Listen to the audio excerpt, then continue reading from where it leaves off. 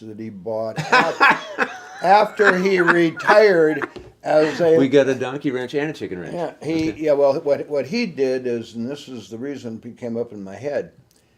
He was one of these real down to earth, just a salt of the earth type guy. Looked a little bit like some of the more notables in societies past. But he was telling me about how his job was being the chauffeur for Mervyn Morris, who was the founder of the Ross department stores and the Mervyn's department stores. So he's this big retailing tycoon out of many places, New York and whatever, all over the country. Okay. And he said, what I do is being with him all the time, and he wanted to talk to somebody. He says, and I'm not a bright guy, and I don't care much about the business anyway. I just kind of was interested in how his head worked. He said, man, he said it was just amazing. Some of the conversations, the highs and lows you see these people go through, whether they're a musician, an artiste like that, or just real goddamn good at business. Well, you got to kind of be doing, hopefully better than Trumpy. I shouldn't have put that out. But you know what I mean? So, he. I'm not sure if it's rolling. I'm not sure if it's rolling or not. He probably just stepped away. I think. Anyway, the way I can. Okay, but this guy with the cool name. Okay, how's he fit in? Well, just because I was thinking about how, lucky I've been, really, and I don't know how you do comparisons, but if I looked back on probably a good part of the people that I've known, I've been luckier, if luck is, getting to do a number of things where you're probably overpaid and you get to do it with pretty girls and good booze and good smoke, and the timing is pretty good. Mm-hmm. And so you kind of boxing above your weight. Yeah, I've often gotten that because you're the like kid that. from North Dakota. Boxing, yeah. I always thought this, man. If the boys could see me now, sitting here talking with this fucking thug that's killed probably 6 or 7 people, who seems to like me, lining up a French happiness lady for Tony Savaggio of the Las Vegas, but before that, the Cleveland family. Okay. And these guys, I knew they were mostly these Italian Sicilian dudes that had blonde, blue-eyed wives. Mm. And I think about kind of these guys always looked like their barber or their CPA, because a lot of these guys had the flowing hair and everything. I was pretty much IBM trimmed. Okay. And I remember any time I was with them, I always felt like I told you that story before about the chauffeur that had watched the guy give his talk. He, like Eldon Pal Carome did, drove this guy from town to town to do his harangue. And in conversations, you almost get married to those people. You're with them all the time, Okay. Especially when, you do the tours. And so anyway, he said, I've listened to your shit. It's probably the way they say it, too. So much that it nauseates me. But more than that, I think that I could probably do your thing better than you. And the guy says, really? He says, it's pretty interesting thought. He said, I'll tell you what, let's swap outfits. I'll put on your chauffeur's outfit. You put on my pinstripe, and let's give it a shot. So the chauffeur is standing up in front of the group at this next meeting of medical specialists or whatever, and probably a couple hundred people. And so this chauffeur goes through his harangue that he's heard this guy do so many, all the voice inflection, everything is just beautiful, He goes, wow, right, he's like a robot. So anyway, comes to the end of the talk, and then he was fielding questions. And everything was even going good with that. He was right on to the answers and everything. So and then somebody asked him a goddamn question that hadn't come up often, and he didn't know really what the hell to do. So he said, sir, the guy that asked the question, he said, I don't, want to insult you by saying that isn't a good question, because every question's got validity. But that question, quite frankly, is a very, very, very simple question. He said, it's so simple, I'm going to have my chauffeur in the back of the room answer. And that's probably what in the business world is closer to the truth than anything else. Okay. You know? You were quick on your feet that way. Well, if not quick enough, I could always default to something that would just like, if this happens, then like a good comic. Da da da da da da da. That, and you feel it. Well, like you can, if you don't feel like going on, you probably shouldn't go on. But then the brave get out there when man, this shit better work consistently. Yeah. Like, can you imagine the rehearsals? Probably not many that Stephen Wright had to go through to get that persona, that talent, those eyes. He had to stitch them together because he has that prune Danish look while he's going through these things and making your gut hemorrhage. But I think that fundamentally that's his innate personality. I think but of course is. He's crafted it for that presentation, Boy. Which you wouldn't think would work. Yeah, and really. It works so great. I can see him probably auditioning the church social or something with it, and he said, "Hey, that's good. You got to get a hold of Louis." He's a nice boy. He is. It's very subtle. Yeah. So I'm going to actually, Jim. Do we have things set up now? You've been on. Oh, okay. I wasn't 6 sure. minutes. Okay. Yeah, That's the best stuff, I'm sure. Probably. We didn't give up any recipes or anything, did we? I'm just going to to got the good joke. Okay. I'm going to go walk. Everything's set. Oh yeah, you're getting your steps in. I mean, right. Basically, it's like, you just perfect. Uh-huh. I think I like it because, it's the engagement, it's the spirit that bounces back and forth. Right. Not just we're getting him because it's easy to do. It really is. Oh yeah. Once we get into our groove, we just lock in. Yeah. So I'm going to go get some steps. I'll be going back and forth. Okay. And you want to stop it at 7 minutes. You can go for another. Looks like. Well, I know the batteries on those 31 things. minutes. Go to 31 minutes, and then I got to change a new disc. So let's aim for a good solid 15. Mouth. I thank you very much for that feeling. But yeah. Hold on for a sec. Let's start from here. Okay. I mean, I was intrigued by this because it's a brand new story. You were an Arthur Murray dance studio instructor.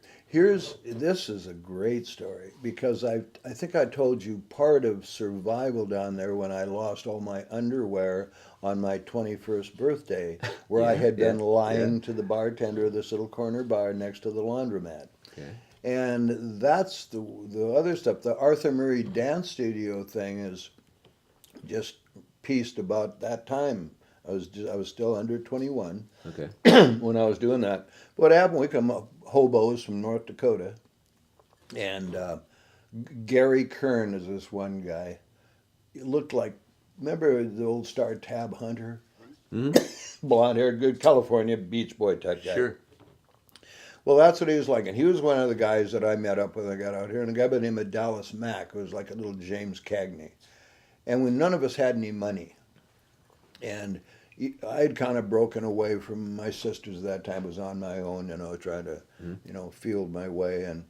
And these are the guys that I lasted a half day at a orange picking Mexicans only or you get killed job. And we were so destitute. But you worked that job? You picked oranges for a day? They were half a day, but when we saw the bunkhouse, it's like, Jesus Christ. This isn't what I came all the way to California fuck out of here. Yeah, they knew it. Right, These guys sure, said I was coming higher, and then we were going to last. Okay, One so Mexican the dance farted studio, with a Frioli, The dance studio is so much more appropriate for you. Tell me how that happened. Well, so that was one of the things, they advertised for, remember now, I looked a little bit like Bobby V back then, so I had the duck butt hairdo and all that stuff. Oh, yeah.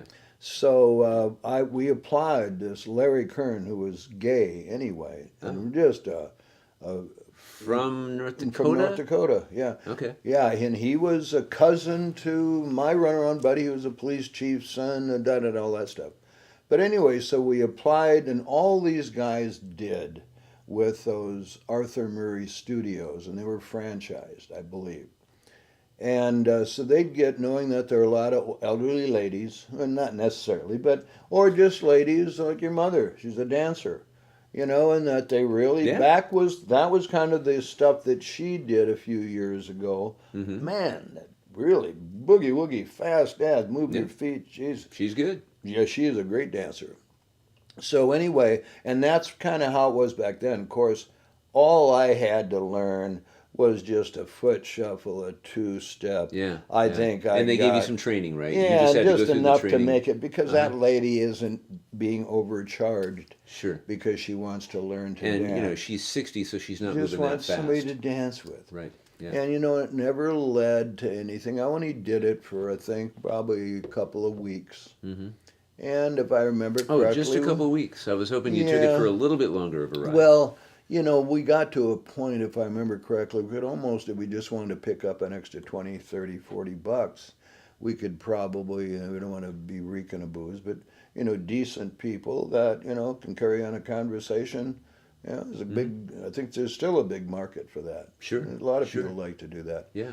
But anyway, that's all it was. And it was the thing that went with when we'd steal oranges out of the orange groves in the middle of the night. And then a buddy of mine worked at, I think, one of the giant bakeries or whatever there. And they'd throw away their old bread that had broken or whatever. Uh-huh. So we could he'd give us all the bread we wanted. So we had oranges, bread, and then these guys, even though it was hot in Santa Ana in like June or July, they go into like a little shop, a Safeway, and with parkas on, and steal bologna, a couple packages of packaged bologna, and head out of the store. And they never got caught doing it. But then we had bologna, And bread. oranges, bread, Uh-huh.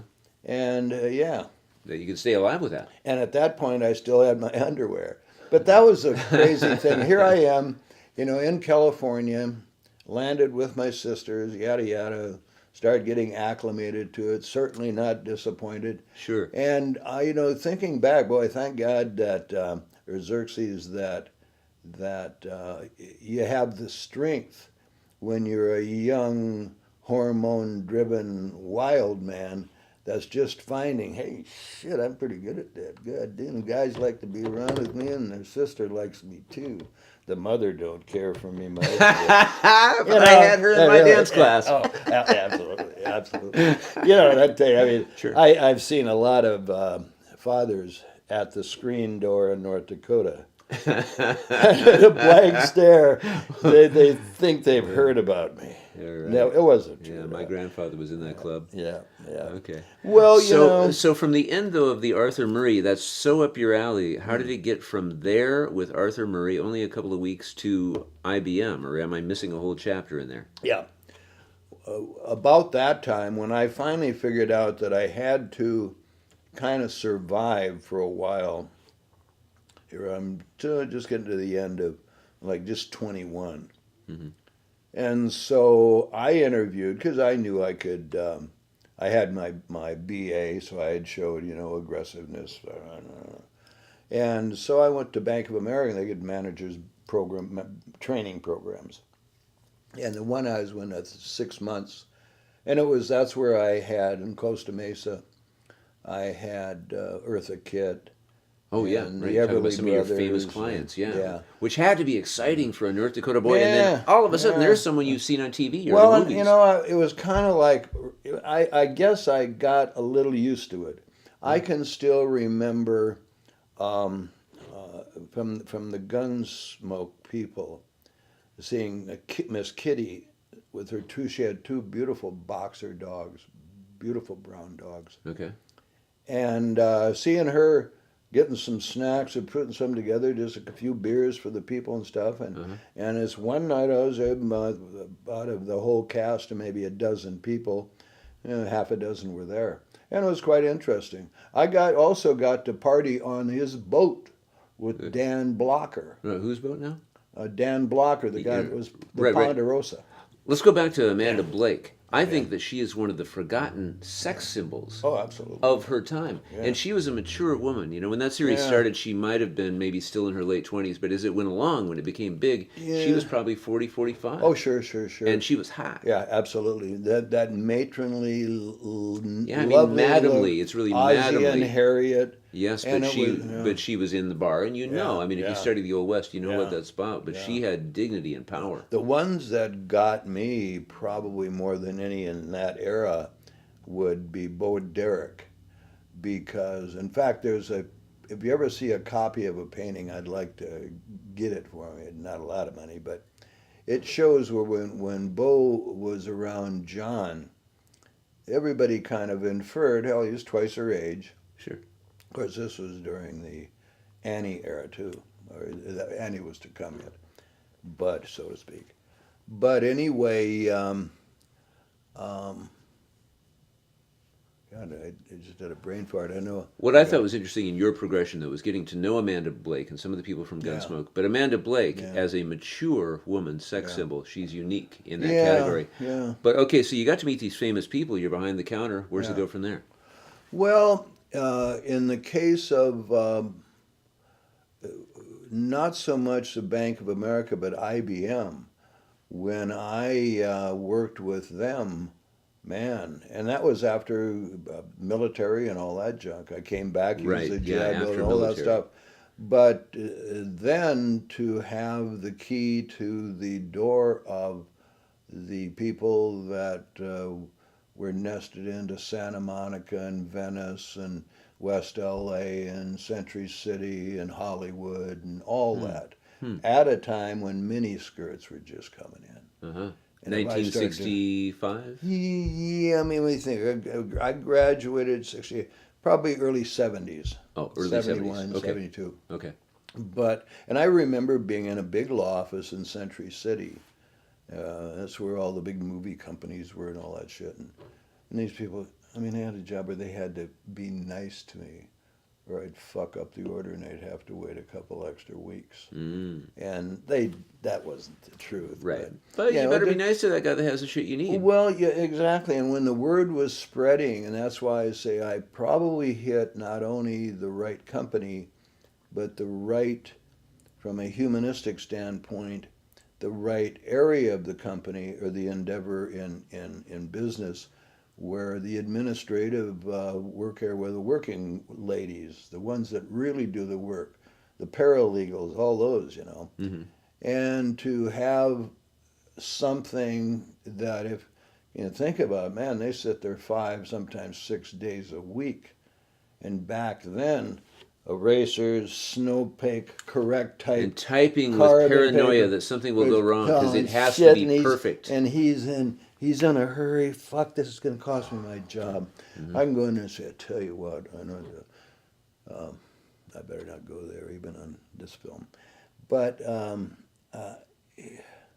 I guess what I'm saying is not power, but the bargaining and third party tool that I was pretty good at using. An example of that, you find someone, the people that really do the work, kind of like the ranch in a way. They get underpaid. This is secretary now. And Now you're comparing the ranch, the chicken ranch, with this environment? absolutely, Really? because it's the woman usually does all the work, like in the prostitution business. If a guy takes a taxi from downtown Las Vegas, doesn't call the limo, just wants to pay his own taxi, you know. So the taxi, I think, so let's say the taxi costs $300 round trip, 55 miles each way. So the driver's going to get that, plus whatever tip he'd normally get. Then whatever girl that gets together with that guy, because his purpose is to come out there and put out $1,000 or whatever. Well, let's say it is $1,000 for whatever he's after. Then the cab driver gets 60% of that. money. Cab driver? Cab driver. And I'd rent a fucking car and go there. But listen, the reasoning All is, right. you see, the lady gets 20% and the house gets 20%. Uh-huh. And the reason, when 911 happened, the police probably told to or encouraged to not bother the working girls in Vegas. Don't make it difficult for them to make a living on the street, even though that's prone to AIDS and disease. And Oh, now you're talking about people on the street. Exactly. Yeah, right, right. So here we are sitting with this cab driver. He's in control because when that plane lands and these hobo looking for love in all the wrong places, guys in Nebraska and North Dakota get off that plane, the cabbie gets them. Now he's got a choice. He can either say, I tell you what, you guys, take you down to a place called the Peppermint or the Spearmint Rhino, and it's a shop where the guy meets them at the door, a couple guys, big muscle boys, and they know that they're going to get these guys for $400 or $500 each on their credit cards. Okay. So the cabbie now dumps off, say, two guys. He gets $75 per. The house is betting they can, because they know how to size somebody up. They don't get doofuses. They got some guys with some money, you know. Mm-hmm. So anyway, if that it doesn't happen that way for the cabbie, he'll take them to one of those places. He can do 4 of those to every one ranch trip. Uh-huh. So see, it's the economies of it. Right, And so yeah. we'd throw these big parties. Mm-hmm. I mean, the parties. There were, 13,000 taxis in Vegas, and it went down to 8,000 after 911. And that's when the city was that's when the cops stopped enforcing no prostitution. So they just let it happen. When I left, there were about 1,000 cases of HIV positive working girls that the only thing that happened to them is they got fined $200 and went right back to work. So the cops were lining their pockets and the diseases were spreading, and then they made up a little lyric says, what happens in Vegas stays in Vegas. I don't think so. If you give AIDS to your wife or your girlfriend back in Des Moines, Iowa. Well, so then talk about how the chicken ranch is the better alternative. Absolutely, boy. And I tell you, I talk to those ladies a lot about that. You know, and it's interesting, too, while we bring that up, because I'm going through this memory stuff. But when I got there as a broker, financial kind of guy, I set up for those lovely ladies SEP IRAs, because they're independent contractors, the right retirement accounts, and got 3 free tanning beds, free from a company down in North Carolina. How did you get them free? Well, and I talked to, I got another guy, you know, and you say chicken ranch, and shit, and the guy goes, you still listening? It could just be fun. What's right? it really like doing? I'm going to be in Vegas. Could you give me a... That's right. You Maybe know, that's what he's thinking. I got a just like convention being coming the up in mayor, Vegas. man. I mean, Sure, when you're at sure. Chicken Ranch, and I was not, I never had anything sexual ever happen with that whole thing. It was a business. You did get to be kind of a chicken trader, though. Well, it was wonderful because these very, very bright ladies, and believe me, they're not a bunch of druggies. I mean, Eden, the one, probably my favorite, was married to an undercover cop for Clark County Metro, and they're divorced now. But yeah, bro, she had an MBA in psychology. She had some graduate degree in the In a way that makes sense. clinical, whatever. But so anyway, yeah, and to see that type of life, and then another thing that I came up with, and I guess this is probably one of the higher points. I was talking to, in fact, I think I stole the idea on this. I was talking to a guy when I talked to these boys down in the southeast United States that really I could get through to any of them at the chicken ranch. And That was your gateway conversation. absolutely. Uh-huh. I got from a chicken ranch out in Nevada on the phone. He wanted to talk about some You get ideas. that little sparkle by your name. It cost 36 cents for a pair of very nice quality thong panties. So I ended up getting like, it was 3,600 pair. And I give you credit. It's just, you know, and then if you wanted to have them, you could get all kinds of stuff. And I said, you know what we'll do with these? When some Tarzan finishes whatever thing that he's going to get to brag about and live over and over again, and it's always going to get better for him, and he's going to feel like Boy, in the olden days, that So, Yeah. what a little Yeah. $100 extra for that pair Uh-huh. of panties. Right, You right. can wear them over his head when the little wife is gone, and Sure.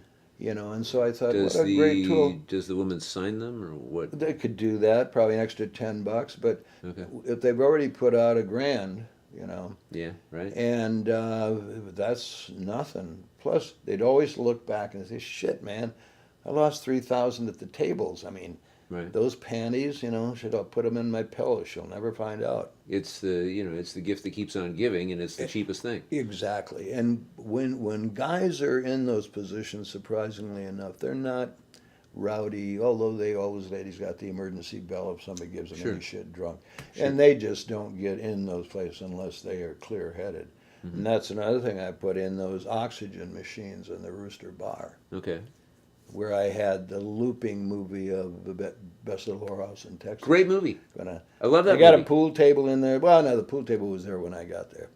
But anyway, yeah, that was pretty interesting to say, no, you had a few drinks in Vegas and you guys have been smoking pot and shit, and that's great, no problem. But what about if you sat down for about 5-10 minutes with the lady that you just picked? Find out a little bit about her. And what you do is you pick your flavor. Cinnamon was my favorite. And it's a little thing goes in your nose, a little rubber band around it. And you breathe this pure oxygen for about, and then you get a chance to talk to this lady too while you're doing it. Giggle around a little bit, watch other people play pool, and have maybe not a beer, but get your senses ready for your $1,000 investment. Of course, the oxygen bar, that's a very common thing in Colorado. Yeah. That's an altitude thing. This is just on a different Well, reason see, and why. I knew this guy's running for a big governor's office, whatever, that started this whole thing, or he was one of the king players on it. They'd put it at every exit out of all the casinos downtown, down the strip, whatever, because when you're 3 a.m. dragging ass, Right. It'll revive you. it'll be 5 minutes in that thing, and they charge like a couple, $3, $4, $5 a minute. Mm-hmm. And hell, if you're already dropping, whatever, it's just the right place to sell that. Uh-huh. So we put those in, and they made extra money doing that.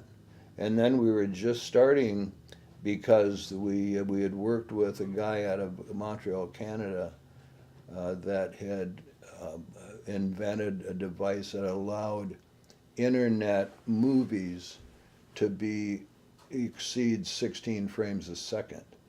Yeah, because ideal, I think, is about 24 to 26 frames a second. So Michael Prince, this guy's a teenager, but he came up with the process of doing that. Man, you can imagine the internet now with these machines. When we started, What year was this? let me think. When over there. Say, Jim, how's our time check? I think if I place this in, you could talk for the rest of the night. Well, we're not going to do that. Yeah. Okay. What's your time check? My time check. You go until you're done. That's all I know. Sure, Yeah. sure. Yeah, well, yeah. Let's take one little pause here. I'm going to go ahead and... Yeah. 10:45. Yeah, I'm the oldest guy in the group here, I'm winded. It's really interesting, though, to revisit and then keep any continuity of stuff when you especially after you're a wonderful medicinal helper. God Isn't that dang. great? I think you just converted me. Great value. What's the brand name on that? it's We've got those places in California, obviously, they're like Sears Roebuck. Yeah. There you got everything. But yeah, I'm gonna use those more They're because better, yeah. and you Yeah. don't need. It doesn't really. Well, and hurt I you. can feel it in my throat. You get older, and all of a Yeah. sudden it's like Willie Nelson. Same thing. He said, geez, yeah, I like Leaf, but it comes a time. Yeah. So yeah. Yeah. This is just better. Yeah. Yeah. What will and I'm serious about that. If you really in the next, I give myself with a little bit of good luck, another 3, 4, 5 years, whatever. If I were to think about it, I think it would be fun to tie it in to the longer trip of doing San Francisco. So I would probably come down to LA. I might be doing the NAMM show again this Yeah. year, and that's end of January. Great. Then come up to your place for Yeah. 3 or 4 days. Yeah. And then I'd head across Yeah. to Reno. I got a grand goddaughter that has a really nice place. I can Perfect. Go there for a while, yeah. Perfect. And then from there I go across the Great Basin. Ah, right.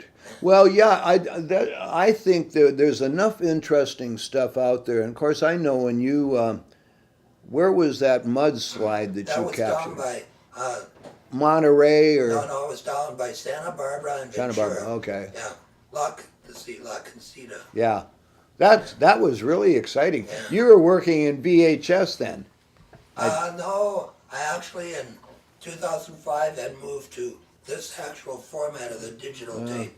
This came on later, but it was a digital tape. a However, the slow digital duplicates that you made for us were on VHS. I Yeah. remember that. The They were in that original case. ones, the tape. original Oh, yeah, ones. yeah. I can't find mine. I can't. No, I wouldn't have even used VHS in 2005. I mean, I don't know. I'm Maybe almost- I'm mistaken. I don't know. I'm almost sure that I have a box. No? You know, I think you're right. Yeah. I think you're right. I'm thinking of another I have project. to remember where I make these migrations because people say, "Do you have this?" And I said, "When was the time?" The more I think about it, I was thinking Right. about my What format is it skydiving on? thing. Okay. That was on VHS. Okay, I'm gonna turn it off, put a new chip in here, make sure everything's tuned up, and you guys can let it rip. Now, are you going to go to bed or whatever? You're Oh, getting no, up. no, I'm doing shit. I'm Okay. on a dating site looking for some. Oh, really? No, God, strike that. I love it. That's Well, you're the great. cutter. That's great. You're the striker. Hey, did I ever tell you the story about the guy? This one, an old patrol guy pulls him over, and the guy's wife, a woman of about 70 or whatever, was hard of hearing. So he got pulled over, and the cop comes up and he says, "Going a little bit, where's the fire? Going a little bit fast, aren't you?" And this guy's wife said, "What did he say?" He says, "I'm going a little bit fast." She says, "Oh." So the cop says, "What's up?" And he says, "I'm on vacation out here. I'm visiting." He said, "Let me see your license." She says, "I see you're from Pittsburgh, Pennsylvania." And the guy says, "That's right. Me and the wife are from Pittsburgh." And the cop says, "You know something?" He says, "I just had a memory I had the worst piece of ass I ever had in my life in Pittsburgh, Pennsylvania." And this guy's wife says, "What did he say?" He says he thinks he knows you. I'm sorry. I knew I'd heard it. I couldn't remember the punchline. I didn't get it until 90% of the way. Yeah. Sure, yeah. why not? Anyway. Yeah. Okay, we're rolling. Hey, thanks, Jim. I love it. Messing with the dating. I just love it. Although, when I was you guys' age, shit, that's when I was doing my stuff to the Philippines. That might be worth talking about. That wasn't really on the topic list, Boy. but how did it come about? What did it add? How did it add up in your experience, other than the chicken ranch, or maybe even exceeding that? This was an amazing process in your life. Well, to be in an environment like kind of just give you the normal thing. First of all, because I was really searching for a big hit, something that would really work well. You're in your mid-50s, I believe. Mid-50s, and just had met up with Robin, a guy down in Canyon Lake. And he was, I got him in a penny stock magazine. There's always these things that come up. Like, And this is Robin Opp. Yeah, Robin the less. Opp, yeah. Yeah, but they're like you Yeah. found him in a penny stock magazine. Yeah. Okay. So fuck, we got him. And his dad was a banker in North Dakota, knew my dad. It's got to be. Yeah, really. And he's a big guy. Looks like a big knife fighter from Arabia or something. He's a real dark-haired. And his last name's Opp. Yeah, and and he's a real coach. He's got 3 sons that are just studs, and then this daughter that is just cute. But hold on, how does this work into the Philippines? Well, he got me into the reason to go over there, I guess, what happened. Then I was given, when I was promoting the company that cleaned up the hydrocarbons, the exorbitant industry stuff. Well, kind of how this works. When Lee Ogle, the guy that ran the Exorbit thing and Playtime Toys, he's kind of the guy that put together these companies. And they were very logical, and they got good track records. And many times they'd buy a shell, put a company in, and whatever. The more risky stock. So when I got a client that said, yeah, if we got a 50-50 chance of making some money on this, let's throw the dice on this one. So every once in a while you pick up a Bowflex, Not often enough. So that's probably that's what. You had quite an array of products. There was Exorbit, and then there was Playtime Toys and the extensions of that. And they were, but then they there were was they were the- all Leogal.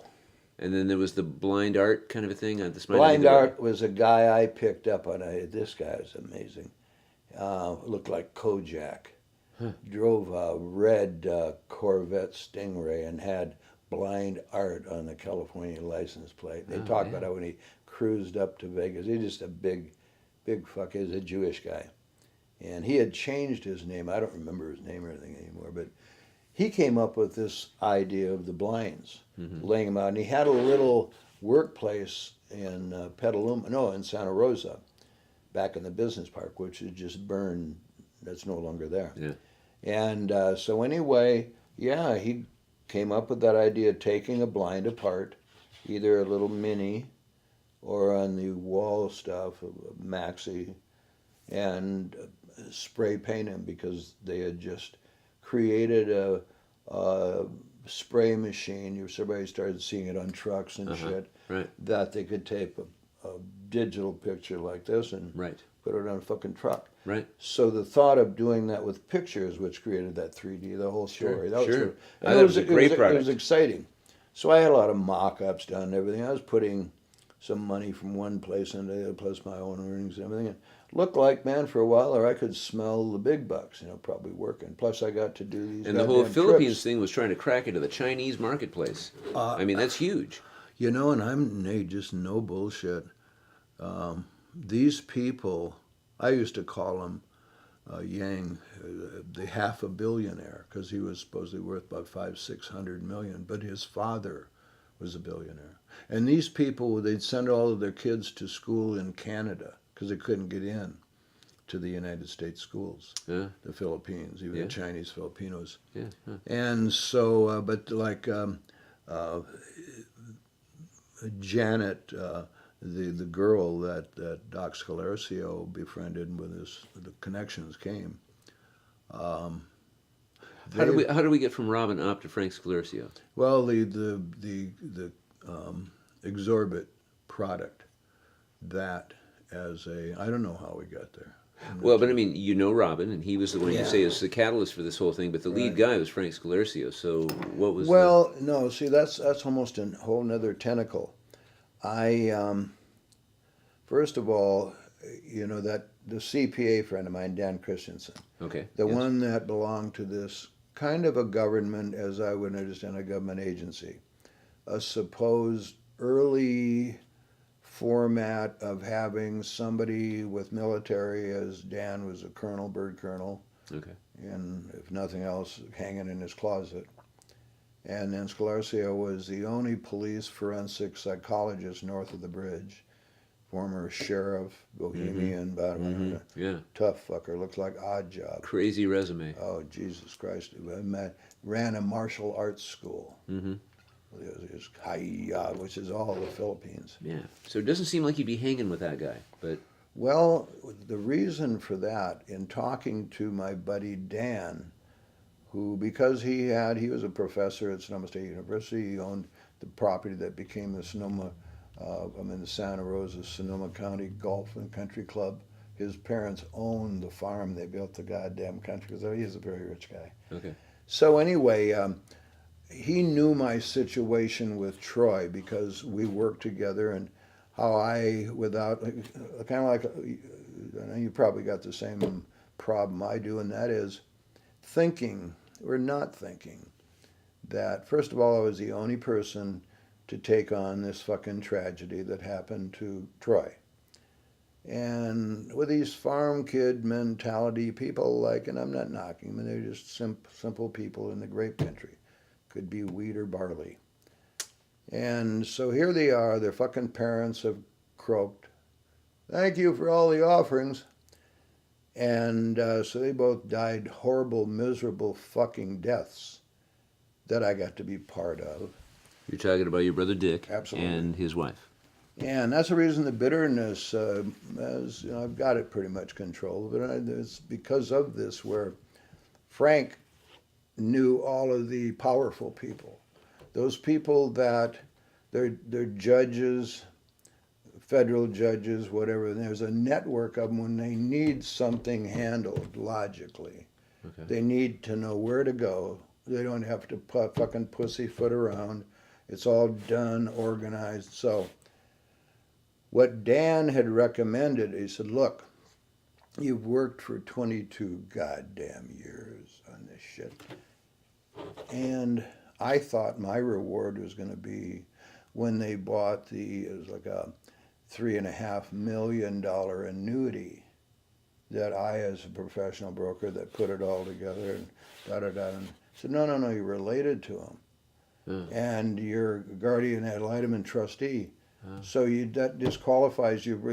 The commission for that will go to one of the company, and the thing was already put together. So see, anyway, I got fucking hosed. Well, that's the reason Scholarcio comes in, because Dan says, hey, I know Judge Consgard, the god of Napa County court systems. I'll make a phone call to him. He'll meet with Frank. They'll explain. This stuff chokes me up. I didn't know this story. Yeah, well, I'll finish it. So anyway, Scholarcio, who is, I mean, he's something interesting. That's all I can tell you. I never really wanted to meet him. Heads will say, oh yeah, and he doesn't let too many people in. I saw him sequester the top cop over in Reno, Nevada. That guy had a miserable trip with us. I mean, once he found out that he had a drinking problem, boy, he was fucking out of everything. And he's like a commandant. I mean, nice, weird. He's a nice guy, but he's a different kind of guy. But are you saying that he kind of jumped into your rescue in this situation? Well, yeah, he was the only, and again, Dan, knowing how this should play out. And so he got the judge to review it. In other words, whatever maybe one of their paralegals, look this over, see if this is something I would want to support, because we're going to do this because this man really got fucked, and all that stuff. So that's what was done. And the amount was like $25,000. I think it came out to $1, was it $1.10 an hour for the effort of making him a very wealthy millionaire and doing all the shit in between. So anyway, and that was part of the support work that got me into getting the stocks, some of the penny stocks from my own thing. And so is the money. I did, 6 trips at about maybe average trip $25,000. So fun trips. Pretty substantial investment on your part. But it was a good thing to do. Oh yeah, I mean, even though it didn't pay off, what a life adventure! You get to see things you never would have been able to imagine otherwise. You have no idea. It was like, and the friends, these guys, and people that are, well, I think once they get beyond that first, it's kind of maybe a drawing line is 50 mil. You can pretty much buy anything you want.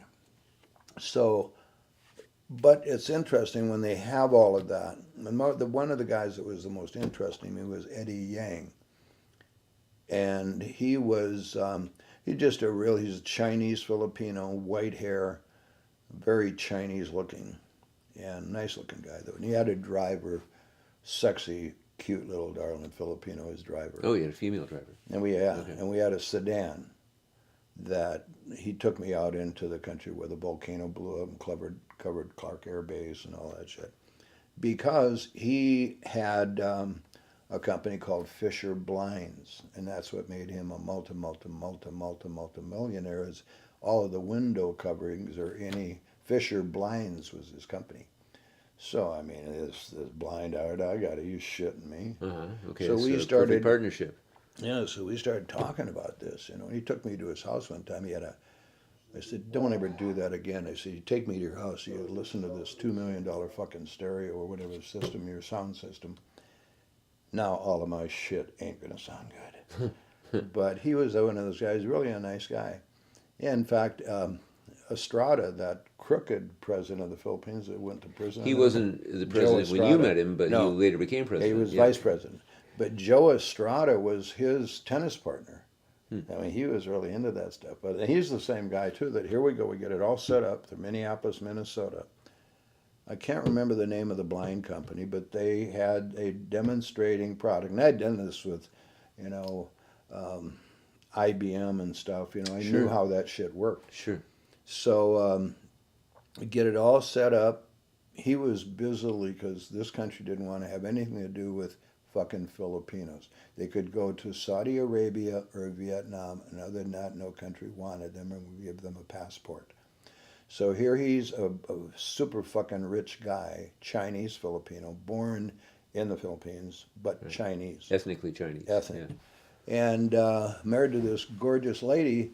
They had to pledge their company and everything just to fucking get permission for her to fly to Minneapolis in the United States for this demonstration. And, you know, she was a business partner too. Mhm. So we get it all set up. We're ready to go. And then, alas, it's amazing I didn't have a real heart attack at that point. But I said that you could only do it in water-based colors, not oil. Oil hadn't been perfected yet. The heat in a window of a restaurant or a building or whatever in the Philippines, that fucking blind or window covering would last about 6 months, maybe. Right. Cancel the trip to the United States. Get rid of the tickets. Bada, we got to now. Right. The only good thing about that, if I went back to the Philippines now, and if Eddie Yang is still alive, and he was about Now my they have the age, technology, I'm sure. oh, Yeah, it'd be easy. you know, it was a great application. I'm still waiting to see it someday at Walmart or something, Yeah. you know. And go Well, like, oh, yeah.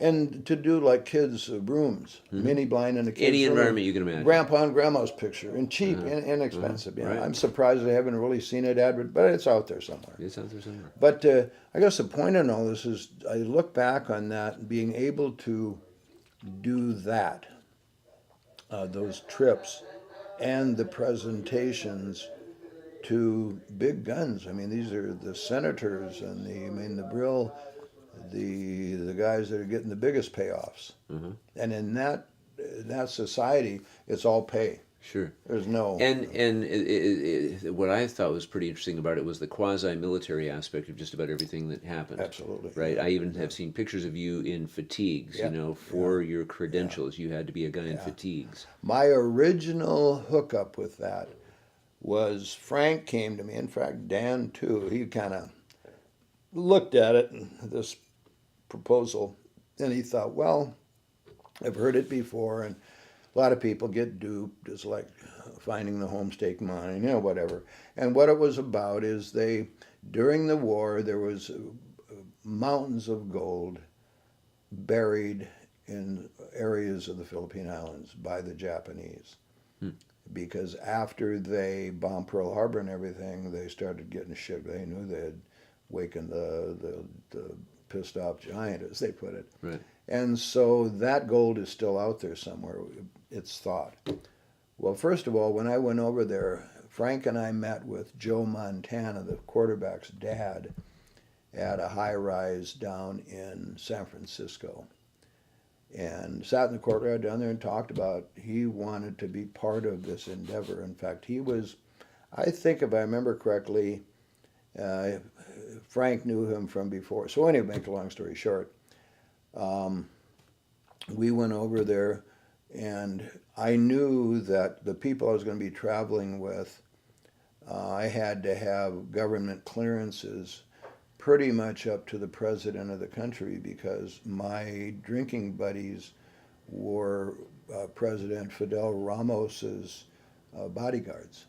And so Colonel Galarpi, big guy, looked like Manuel Noriega. Like somebody Yeah. beat his face with a track shoe. But he had lots of medals and ribbons and shit. And a big guy. No, he wore just the common khakis, but these guys all packed 9mm or whatever, you know. sure. So he got to like me because I liked jokes, and he did too. And so I'd always ride in his sedan to go out to these big parties in the provinces and stuff like that. And yeah, I got to think back on these guys. I mean, real guns. Going to these parties where they had Were these, you carrying a gun? I went to pistol training at San Quentin Shooting Range and at a place called Buffalo something range, pistol range. so I still have all these cards and credentials and licenses and everything. I became a Did that? It would have kind of like jangled me a little bit. You're going through pistol training so you can go to the Philippines to try to do business with these big time guys, or was it just a new dance step? well, I knew that I wasn't going to be using the gun, That's true. and that's the reason I didn't have Yeah. one. Right. Because, first of all, over there, well, actually, any real serious business thing, you'll have a pre-printed, well, a tag. Not only your picture and all that shit, So I was busy getting all of those cards that said I was a police officer, and that's from the city of Ileton. There was a guy back then he was the chief of police out there, and anybody that wanted to carry a pistol and be sworn in, I was the finance reserve officer. I paid him, I think, a couple $100, and I still have my police identification from Ileton, California. But and Where that you never lived. plus when I got over there, Vilmore Air Base, they made all. I was a confidential agent, in card only, plastic card. But all of those things are kind of like wow. And I was gonna go. They made me some olive drab camouflage fatigues, the hat, all that. Right. Stuff. Yeah, I've seen that picture. And yeah, but I never really got to use those because we were gonna take.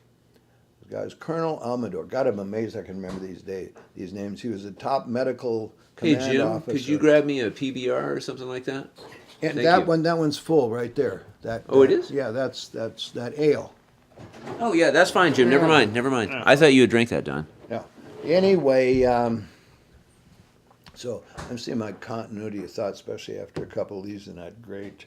Well, it's that whole, you got to get militaristic to a Yeah. certain level to do business in the Philippines. Yeah, yeah, and I being with those guys and going to a place where at the front gate and it was like adobe walls and this not palatial but a real nice Spanish type home with palm trees and music in the background and all these starlets as for movie star type things for some show thing. I don't know. Oh, I remember a whole other story. But to drive in there when the guys at the gate were these Filipinos with bandoleros of machine gun bullets, and they're holding a Thompson submachine gun. And you're coming to the look party over, at that and house. Of course, I'm with the president's security guards. Yeah, So I exciting. get in there and come in, and I'm treated like somebody special. I had a guy assigned to me on the trips I went over there. He was always there. I knew his family. I'd go out into their place just outside of Manila where you have to walk on elevated racks of stuff to stay out of the water. Over the water, yeah. Yeah. But yeah, there was people who became friends. Was this guy Frank kind of like your bodyguard? He Well, was assigned to you? Yeah. What happens over there, like you can imagine somebody coming in like me, and I got a lot of attention because first of all, Frank had been there before. Frank Scalercio. Yeah. He had a girlfriend over there. Okay. And so they pretty much knew him. And here I come in, and we're under the State Department prices and stuff. And so people that are trying to sell whatever their company that got them over there did. It's like the Filipinos say, you guys all come here, you do a trip, you come here, rape us and take some money from us and fuck you Filipinos and you're gone. Well, I came back 6 times. 6 times. And at about the 6th trip, they're going, hey, son, man, you like this place, don't you? And I did. My last trip was without Frank, and which okay. was fine. But Frank's and my relationship, if I hadn't had him, then I really would have taken the screwing. But, it was my fault. I really assumed, again wrong, that I would be getting the benefit of a multi-million-dollar settlement for him, that I got, the normal commission. Shit, that would have been a lot more than I got. Probably been maybe 125 grand in commissions. But I ended up at least with something. Here's something that I think is interesting. You brought several wonderful products that still have viability today to the Philippines to try to crack the Chinese market. It just didn't quite work.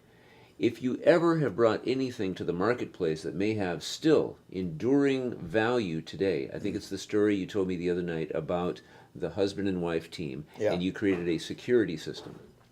Yeah, and it's kind of interesting how things just kind of happen. And when you work with an organization, like in this case, I did with IBM Corporation, marketing their stuff in pristine, Northern California, Snoopy Airport, all of the stuff that go with the trappings of Northern California, the Brain Trust.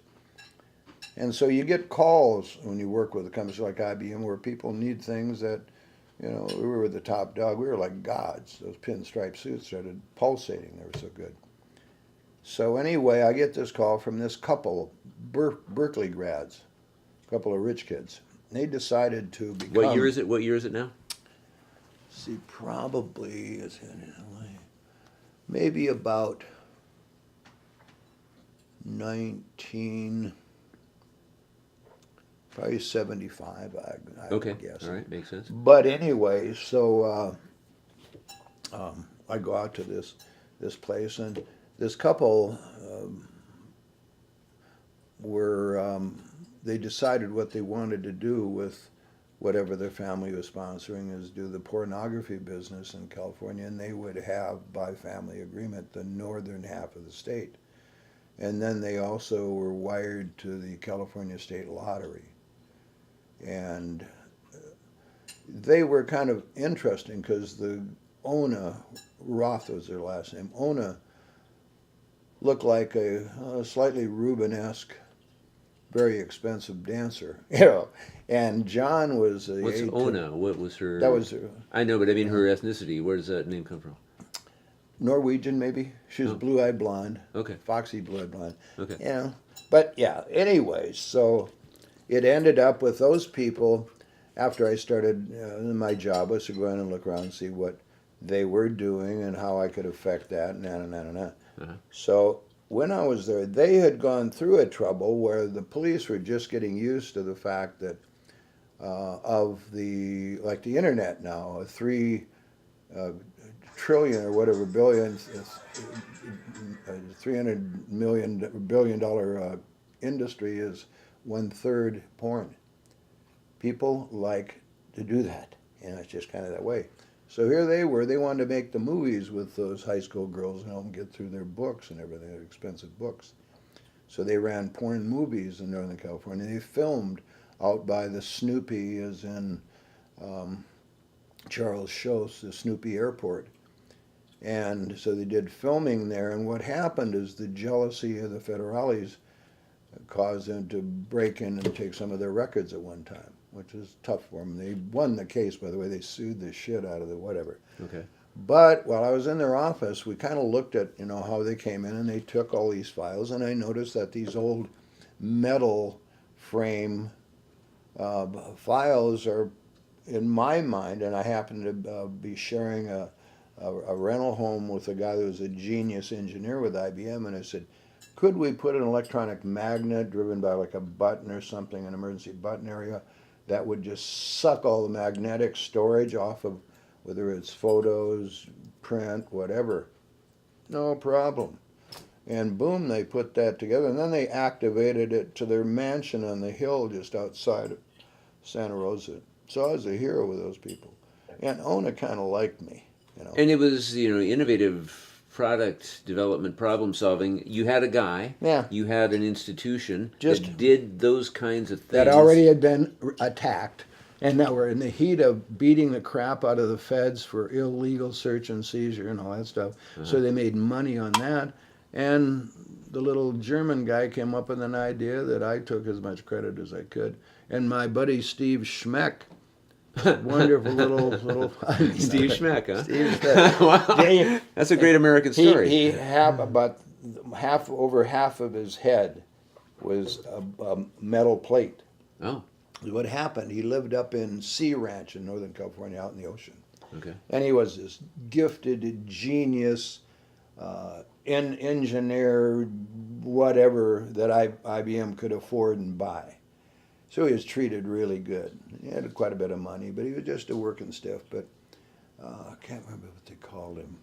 Bondo was his name. We called him Bondo because he had a fake head. Oh. He was up Sea Ranch. He had this beautiful Okay. Jeep. All right. And he liked to drink a little tequila, I guess, or whatever, smoke a little doob and shit. And he's this flopsy, white-haired guy, you know. So he's coming down the highway one road, and somebody got distracted, and his Jeep caught the corner of the road and flipped over, tore the seatbelt. I mean, it actually ripped the guy. They can't believe it actually that much impact. And, I mean, he should have been dead. He was given last rites like 5 times. I don't know, whatever. And he's got scars all over him because they did put his head back on. And then with this, it's an artificial cap. Yeah, yeah. But then he came out smarter. Uh-huh. That's what I was wondering Honest about to as you were telling the God. story. He came out with something special from that. Then the last I heard of Steve, they had moved him into telecommunications stuff, satellite shit, because he was just a visionary. Yeah. And he got more after the accident. Yeah, he was a fucking crazy guy. Wow. Steve Schmidt. I just think it's kind of crazy that you had a certain position, acquaintance, situation, moment in time where you might have been able to facilitate what could be a reasonably big link in the chain of data security, information security. Yeah, you know, and it was interesting to watch, to be just close enough at that time in business where the entrepreneurial genius was coming forward on a lot of people. And here I happen to be on the West Coast where they got money and vision. They want to have a view of Malibu, whatever. Yeah. And so because of that, it was my good fortune to meet up with, you know, if I could get a morning call and go out and I'd have a cup of coffee with while he played me a song, the guy that wrote The Unsinkable Molly Brown and Music Man and what the fuck's his name, anyway, one of the big conductor, big fucking, he's in his silk robe and he's sitting at his beautiful mahogany piano and I'm sitting there in my fucking suit ski and it's about 11 in the morning. What was the occasion? Why were you there? He needed something for his administrative side of his fan mail or whatever, and I was IBM, man. Okay. So I come out there and you're like the Willy Wonka of the business world. well, because one it of them was anyway. they had no choice. You know, I happened to handle that particular area of the beach cities, and I was just good enough where, you know, I told you the dropping of the product and stuff like that, you know. But it just seemed that to not be, you know, condescending or, you know, to bullshit people, but to probably find out the best way to expedite that feature function benefit and to have some thought of how you're going to do it. I kind of got that from Harley because he was fucking, I told you that one magic act that it's what made me want to be and a the guy that peddler. wasn't about education or anything. No. But he just had that. He was like Stephen Wright. It just, if he didn't want to tell a joke, it didn't matter. He had to. You know, really. That's right. And, Hey, you know, to Harley, and he was when a cool cat. I mean, boy, oh boy, oh boy, oh boy, oh boy. Yeah, He was a cool cat. He was something else. You know, and it's what's really been nice and fun about all of this is being able to have someone where there's a common interest of, you know, the journey. I've been fortunate enough to, in many cases, stumble down because I've got to say, you know, this man plans and logs and knows. He's like the Wizard of Oz. He's out there somewhere. And I just ate the 16 cookies and fucked the other 2 dogs. And took the rest of the day off. You didn't do that. And We're not I going to tell a story. But I tried to be a good dog, and it's okay. Yeah. And we got our place too. It's kind of, What I did find out, I think, is that a lot of people out there really want to have fun. It's just kind of almost like planting the seed. Like I put myself in a little bit of danger back in the good old San Diego beach city, at that point in time, where to kind of not egg on, but do like good cop, bad cop or whatever, and explain to these ladies that were in these legal offices and places where they wanted what I had. and to become friends with them, and then kind of get to know their personality and what they're all about. And ladies will throw out little hints. You get them all the time. In fact, we don't want to go there, but good luck on the fan club you're going to have, my friend, because the word spreads. You know, and by the way, again, I promise I won't say it in the cave, but hold on, Snoopy.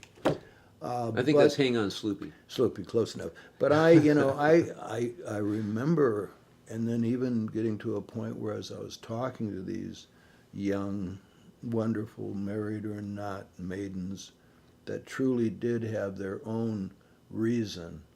Maybe she and Ferd were going through bad times. It was time anyway, and I just happened to be the experimental toy, even at I was twice her age. But, it was just kind of like, and I didn't do it as I guess when I kind of hit on the fact, because of the action that was coming back about, you crazy, because I could get away with asking questions like that. I had a feel for who would call the police. And it never was that way. And now with Trump and everything, shit, the first time in my life. A lot of guys don't seem to have that touch. And then I won the case. Yeah. He said, you said ladies' private parts. I said, right. That's right. Right. And I think about that because I really did. When I was sitting in that room with the people, and when I had, which people now? this is the lady that I said, yeah, that grab right. her by the pussy. That yeah. Right. And she got confused and thought that I had said pussy. And then I had said ladies' private parts. And she didn't remember that she had falsely accused me of saying a lewd word in the military encampment. And so she called her boss, who I smoked a few joints with. He's a good guy. He just looked at me like, oh, motherfucker, here we go. And so we sit down in the room, and there was my house mom, Julie, who I will have a joint with when I get back. And then her assistant, the little psych girl, kind of mom to talk to the old guys as they continue to age. And then this manager, my pot-smoking buddy, and Dinah, the one that thought I said pussy instead of women's private parts. So anyway, I sat down and I said, because in reality, this whole thing is my fault. Imagine a guy, and I'm getting older, so I'm getting messed up a little bit, but why the hell am I wasting anybody's time with this? The only thing that bothers me about it is I remember what took place, but I feel bad about the fact that somebody would think that I would say a word like pussy. The President of the United States gets to say pussy, but I'd say ladies' private parts just out of respect. Because the way he said pussy and grab them and all that stuff, he said it was terrible to him. So now I got these three girls. He just went like this and said pussy 4 times. I said, I'd never do that. The President gets to do that. Now I got 2 out of 5 Trumpies in the room. And so I said, the only thing that bothers me is on that little complaint, said I used a lewd word, pussy. Squeeze it, massage it, pussy. The President gets to do that, not me. I said, and this lady, Dinah, said, he's right. He said ladies' private parts. That's right, Dina. I didn't say pussy. And I said, let's see, 16 times. That's enough. Right. But isn't that something how people read, their experience into their memory? Really? In Alfred Hitchcock's Psycho, remember the shower scene? Yeah. People remember when they recounted their perception. The murder scene of murder scenes. The blood was red. Running. But it's a black and white film. I know. Right. And to see the Reed makes that going down that drain, yes, because it's terrifying. And that screaming and that shower curtain. And right, the rings popping and all that, yeah. But isn't that, it's the psychology, it's the perception. Boy, didn't he know how to put it together to get your sphincter sure muscle did. tight? And then you've been able to take me to the, it's Goat Rock, it's, what is that, Bodega Bay, where they did the birds. Where they did the birds. And that, what's her name, the little girl that played only one movie in her life because Alfred Hitchcock had a habit of mixing with the girls, and she wouldn't do Tippi it. Hedren. Tippi Hedren. Tippi Hedren. So she never did anything after that? No, I don't believe that's true. I believe Did she do did something? one other. I believe she one- did one oh, other wow. Hitchcock film. Oh, I'll be damned. But I can't tell you right now what it is. Yeah, That's just, I yeah. think that's You it. know, I think you're right. I think I heard that they probably. Yeah, I was just by chance that day, and there was some date thing about the birds and all that. And I just happened to be in the down area where there's got some barbecue oysters and stuff like that. And I see this black limousine by a plastic statue, a little bit bigger than normal size, of Alfred Hitchcock in a tuxedo. Uh-huh. And standing there just outside of the limo is this little dowdy white. Sure. You look like a little grandma, Sure. not like a movie star. Yeah, she was always slight. Yeah, like this a little thing, you know. So I saw it had to be her. Weirdly enough, I know her cousin. Oh, really? He Wow. lives here in Minnesota. Huh. I've had many beers and a Wow. few joints with him. Yeah, Wow. I know Tippi Hedren's cousin. Huh. I like that name, Mm-hmm. Tippi Hedren. Hey, another lady, she's way before your time, but my first fantasy on the new creative nasty lady was Tuesday Weld. Hmm. Do you ever remember her? Only vaguely. She was kind of like, what's the one that, fuck. Blonde hair, blue eyes, atypical, cutesy pie thing. Yeah, and she was kind of like that. Kind of, I guess they say the reason gentlemen prefer blondes is they get dirty faster. Something like that. Old material. Ladies and gentlemen, I think, yeah, wait, yeah, Did I tell you about this telegram? AT&T delivery guy comes to this little old lady's house and knocks on the door, and she comes to the door and he says, "Are you Mrs. Smith?" And she says, "Yes." He says, "Well, I got a telegram for you." And she says, "Oh, goodness." She says, I'm 87 years old, and I've never had a telegram in all this time. Huh. She said, "Would you mind terribly singing it to me? Because I've never had a singing telegram, you know." Uh-huh. And he says, "Well, I guess it won't hurt anything." So he goes, "Okay." He opens the thing and goes, "Da da da da da da. Your sister Ethel died last night. Doo da, doo da." And in closing, it's been a hoot. By the way, we were going to talk about his sisters and my daughters, but I promised I would never tell anything. I'm kidding. I'm kidding. I was going to dismount right there, but Yeah, how about a favorite memory or something? Anyway, if they happen to see this interesting revisit to some of the, at least in my own mind, high points of this existence, well, and then to be able to bang around a bit as I have for the past 5 weeks and be in the company of the guy we're with tonight. I mean, Jesus Christ. I can't wait. You're talking about Jim. Yeah, he's going to do a trip. There's no doubt in my mind. He'll make it out there. He's been going on trips his whole life. Next 2 years. No, I mean to Northern California. Sure. So I got to figure out something that'd be good to do up there. He's such a hoot. He says we both talk quite a bit, don't we? He said That's why he leaves the room when you're on stage. Yeah.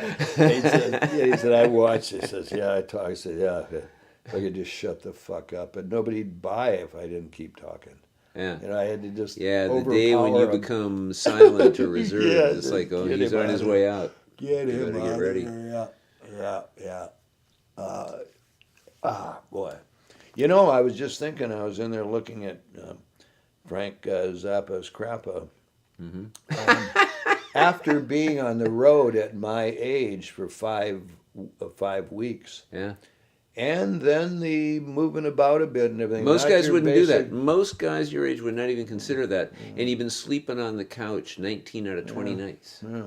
It's a good But, couch. it was really, looking back now, which is to stave off the anxiety of, even though, it's time, and I'm going back to Swampy, and I like it. I mean, shit, I know said, you do. if I ever do decide to go on the Triple B circuit, I got some material to work with living there. Yeah. And I've liked how your friends there again and again, Alan, Tattoo Yeah. Henry, you know, a Yeah. cast of others. There's a rich network of amazing. oddities to tune into. Yeah. And you know what? Thanks for bringing that up because especially, yeah, you know, certainly with Alan, but Tattoo Henry, his buddy Richard, and then the truck driver Ken. That's the main core. And then there's these guys that kind of land like drones, another half a dozen, 8 or 12 guys. Interesting metaphor, yeah. Come around. And yeah, and there, every once in a while, somebody will, you know, steal something from us, so they get some extra roll, whatever the fuck. Make a chain making coffee with Tattoo Henry, and to visit with that little brilliant Minnesota monk, the way I do, sitting there with his no Tattoo hair Henry, on because top. he's from Minnesota. Oh, he was washed all the windows in Yeah, St. Paul, right, man. yeah. And he's, you know, he's. I'll go through a couple of good sessions with him about being back here and everything, because he's still, you know, that's when who you bullshit with is not really, you can't take your pick, but I meet a guy like him and he meets a guy like me. And we got a common ground, a conversation about Minnesota and whatever the fuck, you know. Mm-hmm. And because he knows what I'm talking about is his heart's still Minnesota. That's right. He's been farming in California. He's That's done true. everything. Yeah. And as a tattoo guy, the confessional of San Francisco, when the Navy said, okay, tattoos are okay, he said, I've had. So And then the counterculture. absolutely. He got to tattoo the counterculture. And they just in loved San Francisco. And they just loved the guy. Yeah. You know, I mean, honest to God, He's a lovable guy. Since I've known him, he was flown to recently to Louisiana, the Mardi Gras, whatever was going on down there, and then they had a big international tattoo festivity, and he was brought to the one in Kiev, Ukraine, and set up in a nice hotel and given, you know, this super treatment as an international tattoo artist. Mm-hmm. So this fucking guy, I saw, he's pretty modest, you know, but it brings out some of Oh these yeah, books. He's not loud and proud about anything Yeah. until you get into a story. Then he'll tell you. Yeah, and he's sitting there, he looks out of those glasses, because they have this kind of thick glass, and they get a little fingerprinty. And it's just, you know, to have him look over and see, it's like Ollie and Luigi talking. We say, fucking hey, man, you know. But it's, you know, to get back into that now. Like I asked Alan a few days ago when I talked, I said, anybody die? You know, is anybody gone? Because that's... Well, it just compresses time, doesn't it? I Absolutely. mean, of any of the Yeah. friends that you have, it's an Yeah. interesting thought to Yeah. a younger person but becoming older. Yeah. Of any friends that you have, it's very likely that many of them will be gone 5 years from now. Oh, absolutely. Yes, sir. Just makes almost sense. a given. We're Almost. begging to go. Mm-hmm. But yeah, and then the entertainment side that I get to experience at the the country club with, if I really wanted to, because I find that, not that other people don't have interesting things to say, but first of all, I'm talkative, and secondarily, with the dynamic changes that appear to be happening with grapes and pot and the economy and the whatever, the whole goddamn thing. I've got, you know, a couple of gift bottles of wine from my chiropractor, hiding some food that other people brought in. The younger women bring in their mothers and have wine with me and ply me with booze. And who gets to do that shit? You know? You know, right? And then I get the Beamer. And I tell the story. You know, I was sitting there. Yeah. I'm kind of a smart ass in a way, because In a way. I sit there, I think, you know, so I want you to understand, this wasn't a stop sign. This was a stop light. Mm-hmm. And I'm innocently sitting there, having been mistreated in the normal society before I met Xerxes. And I'm said to go, yo, Xerxes, I need a new car. This is ridiculous. I can't fucking get a date with this 2000. Not that you want to date, but you Not just want that a I better want. vehicle. Something to bitch about. Yeah. So anyway, I liked it that I had the perfect size suitcase to prop behind your seat so it wouldn't flop backwards. And I wedged that fucker in there. You gave me a different one. It's a nice leather one. And then it was still there until recently. I know. Well, and it was kind of the way it unfolded, and then the fun that generated. And now I got a whole new circle of people. This chiropractor and his manager and the dogs that makes the canine companions. What's her name? Belize, and just that whole thing because of the accident.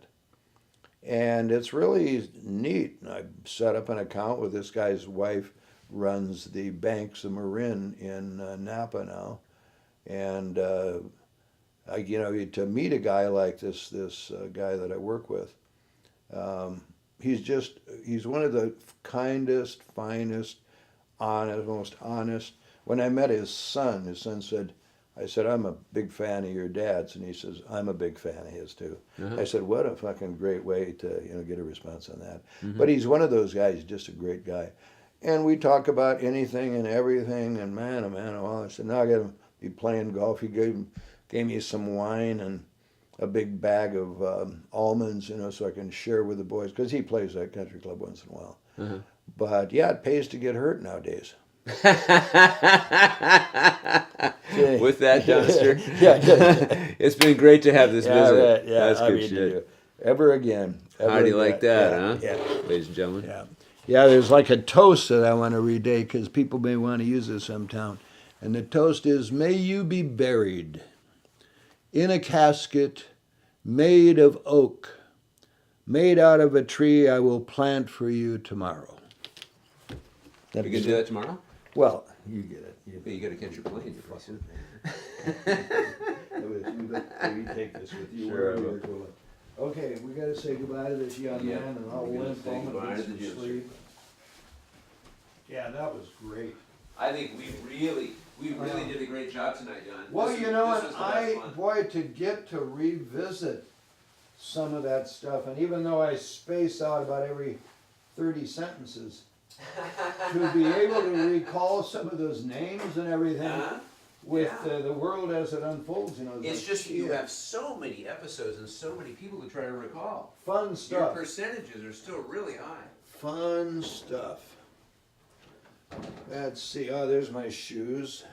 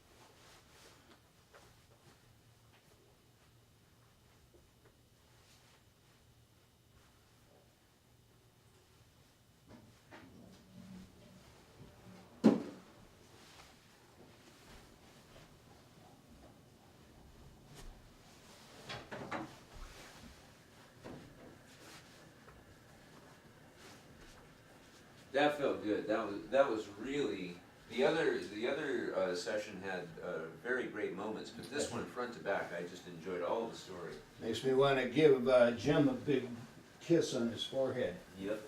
That wonderful guy. He set me up with that wonderful trip to Nirvana called No Cough. I owe him big time. Vaping is the way of the future. I'm going to give you DVDs. They're not. The DVDs are done, but I don't have the cases all done. But you should take. I don't know if I'm going to see you before you go. When you're leaving? Tuesday. Yeah, it's probably going to be tight. Yeah, don't worry about Let that. me give you this. Oh wow, yeah. I'm telling you, man, we got to get together. We'll put something up. It's going to be fun. I think it would be great. Yeah. You probably get to meet his daughter or something out there. She lives in San Francisco. No, she lives in the Los Angeles area. Area, okay. Hey Don, your smokables are still right here. Oh, yeah, I keep forgetting that stuff. I guess I'm not hooked as bad as I thought. No, you're not hooked. You're just stoned. I'm just stoned, you're goddamn right. Thank you, That's Jesus Maria del Vega. Okay. All right. I do think you should go give Jim a little hug or You something. bet. Yeah, I didn't want to go back, he's back there. Oh, yeah? Come take a look at this shit. This is pretty cool. Come over here. Jim is interested in all kinds of unusual, exotic photography. So this is like a three-dimensional shot, which is in the photo. There's Molly when she was a little girl. I remember these, you'd have to wear glasses. No, it's the same concept but without the glasses. But here's what, and Jim made this. Jim is also into leather working. These are And so great. I used if to you- have sets of these And things. so you can focus it Wow. so that it's almost like a, remember those things? You know, and you can slide yeah. the view in and out to get just the right focus. He has thousands of stereo photographs. I'm going to let him show this off to you because he loves to talk about this. It's a That's passion of his photography. Beautiful, beautiful, beautiful.